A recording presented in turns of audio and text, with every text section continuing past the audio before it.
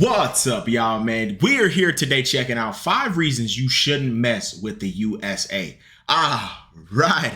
Now, I'm ready for this, man. I have heard the United States is, if not the hardest country to invade, one of the hardest countries to invade. And I'm excited to see them go into more detail about that, man. This video was recommended to me. So if you got suggestions for other stuff y'all would like me to check out, let me know down below. Let's do it.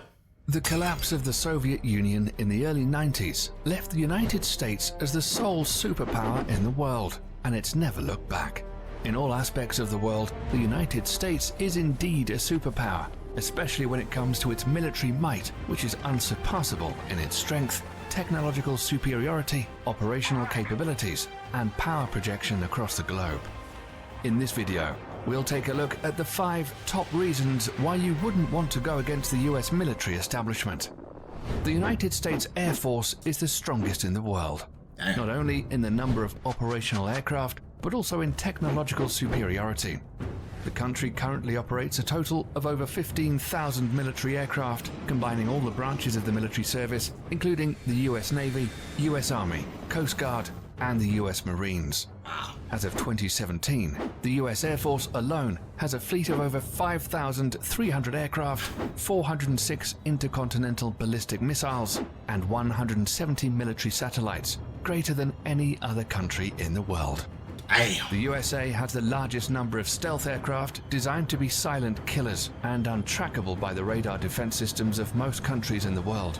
Some of these stealth aircraft include air superiority fighters, such as the F-22 Raptor and the F-35 Joint Strike Fighter, heavy bombers, such as the B-2 Spirit. In fact, the United States pioneered this technology in the 1980s with the introduction of the F-117 Nighthawk stealth attack aircraft. Stealth aircraft are designed to avoid detection using a variety of technologies that reduce radar reflection from ground, sea, or air-based radar antennas, thereby reducing its radar cross-section, or RCS. This revolutionary technology allows a 5th-generation aircraft, such as the F-22 Raptor, with a max takeoff weight of 83,500 pounds, to have a radar cross-section of just 0.0001 meters squared, about the size of a bumblebee. What's more insane is that the massive B-2 bomber also has the same radar cross-section as the F-22 Raptor. Thus, it becomes extremely difficult to track stealth aircraft.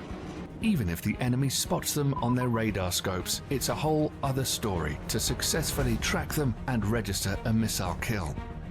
The whole idea behind this technology is to break the chain in which a conventional surface-to-air missile defense system works. It's the same reason countries like China and Russia are also hard at developing their own stealth fighter, the Chengdu J-20 and the Sukhoi Su-57, respectively.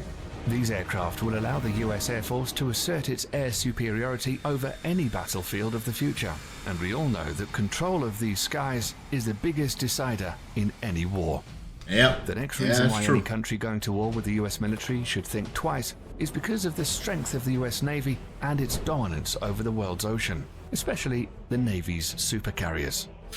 The US Navy currently operates 11 nuclear-powered Nimitz-class supercarriers, which is the largest aircraft carrier fleet in the world.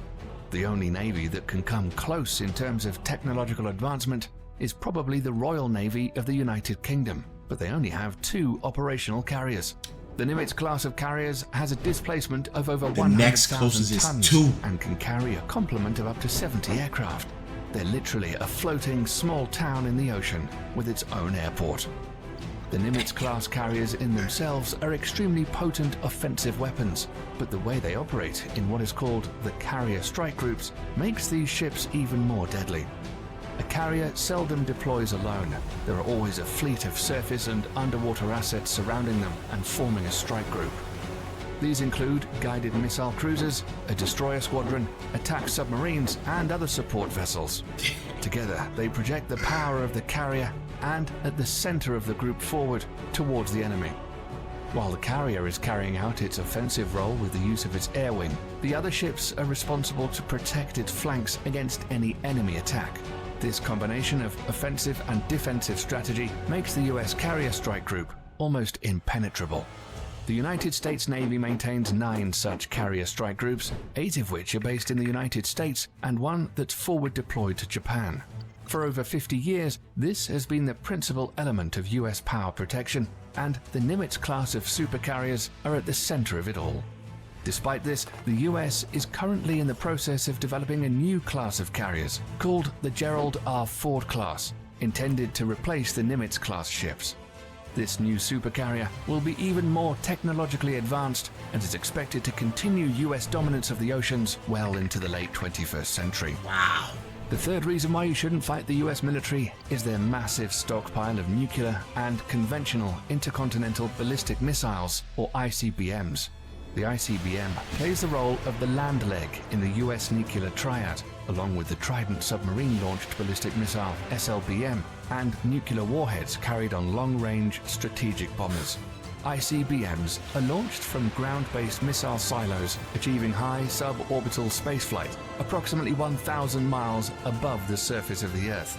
The body of the missile then separates from the warhead, which re-enters the atmosphere and free falls to the assigned target at hypersonic speeds. The US military currently operates 400 ICBMs from its base in Wyoming, Montana, and North Dakota. The LGM-30G Minuteman III is the only type of ICBM that is currently operational in the US. The Minuteman III family of ICBMs were first developed in the 1960s as a response to the Soviet nuclear threat. Throughout the Cold War and beyond, these missiles have undergone constant modernization. In the last decade alone, the US military has undertaken $7 billion worth of upgrades. The rocket propulsion engines, the propellants used, the guidance system, and even the flight control surfaces have all been refurbished. The upgraded missiles are completely different from its 1960s counterparts, except for the shell. These state-of-the-art improvements and modernization programs have kept the Minuteman III system operational for over 50 years, with improved reliability that supports the missile's remarkable 99% alert rate. The latest versions of the missiles have a range of over 8,000 miles, which is greater than the diameter of the Earth at 7,917.5 miles. Crazy. They can carry multiple 330 kiloton nuclear warheads, which is 20 times greater than the bombs dropped on Hiroshima and Nagasaki. Not only that, each of these warheads can be assigned to different targets independently. The technology is called Multiple Independently Targetable Re-Entry Vehicle, or MIRV, and was first developed for the Minuteman III family of missiles. So any country messing with the United States will have to deal with this awesome arsenal of firepower, which can be launched at a moment's notice. If it weren't the ICBMs or the stealth fighters raining fire down on you, it would be precision-guided munitions, or better known as smart bombs or PGMs instead. Never heard of these. This is another big reason why not messing with the US military is a good idea. All branches of the US military use smart bombs in some forms or the other. These weapon systems are designed to be precise and hit a specific target with maximum efficiency. These bombs are so effective that during the First Gulf War, PGMs comprised only 9% of weapons fired, but accounted for 75% of all successful hits. Wow. Since then, for the US military at least, the days of normal artillery shells and unguided bombs are long gone. Nowadays, the military uses PGMs from air, ground, and sea. Precision-guided munitions come in various forms and use different kinds of technologies to achieve precise hits. A large majority of PGMs use the Global Positioning System, or GPS, of satellites to guide their trajectory to target. However, sometimes this becomes a problem, as GPS coverage is not always reliably available everywhere across the globe, or bad weather conditions can hinder operations. Thus, the Office of Naval Research, the Naval Surface Warfare Center, and the Army Research Laboratory have all coordinated to develop the first ever artillery-fired smart munition that will not use GPS guidance. The project is known as Moving Target Artillery Round, or MTAR for short. The MTAR shell can be guided onto stationary as well as moving targets in both land and sea, using a combination of guidance technology. The best part Never sue the other driver after bruh. is that these shells can be fired from the existing M777A2 155mm towed howitzer and the M109A7 Paladin Integrated Management self-propelled 155mm artillery systems already in use by the US military. The shells will also feature an extended range of 40 to 60 miles, using rocket boosters to propel them. Once finished, it will afford the US military another potent weapon system that outclasses others around the world.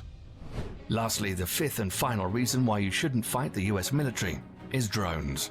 We're all familiar with what an unmanned aerial vehicle or drone is and what it's supposed to do.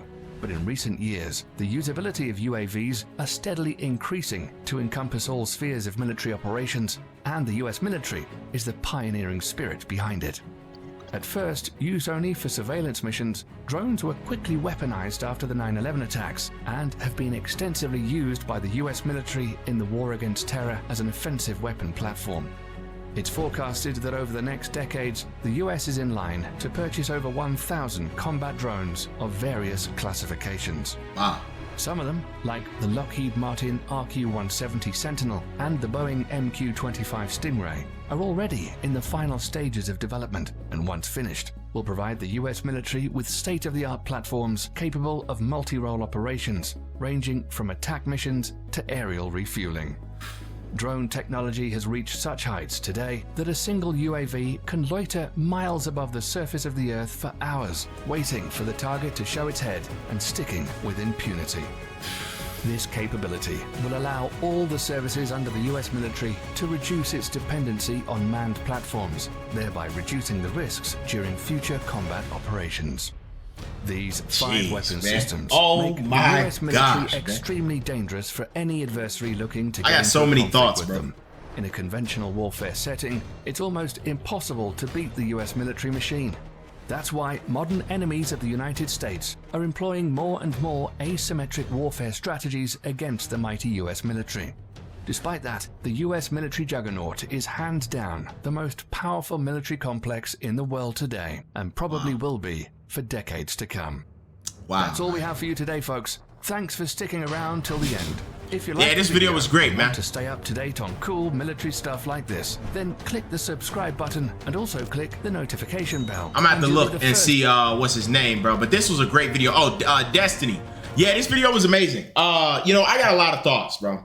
You know, already from a geographical perspective, the US is, if not the hardest to invade, it's one of the hardest, which I think I said already, you know, but there's reasons for that because it's on two coasts. You got a coast on the left, coast on the right, and the only countries in the vicinity of us is Mexico and Canada. So if those two were to invade, Canada would have the best chance to invade, but obviously that wouldn't make sense. You know what I'm saying? They would get destroyed, you know, but it's actually nuts, man. Just how great of a military the US has, man. And they talked a lot about the technology that they have, but even just from a geographical point, we're in a great spot. You know what I'm saying? When I went to Europe, I didn't realize just how close all the countries are. Like they're all right there. You know what I'm saying? So it's kind of crazy, man. You know, just how I don't want to say lucky, but just how everything worked out for the US just to be the best military in the world. It makes sense. You know, this video was awesome, man. I learned a lot, bro. You know, I love how the bombers look, bro. How, you know, the F, I think it's F-32 or something like that, or the B-32 or something like that. That one looks sick, man. Absolutely sick.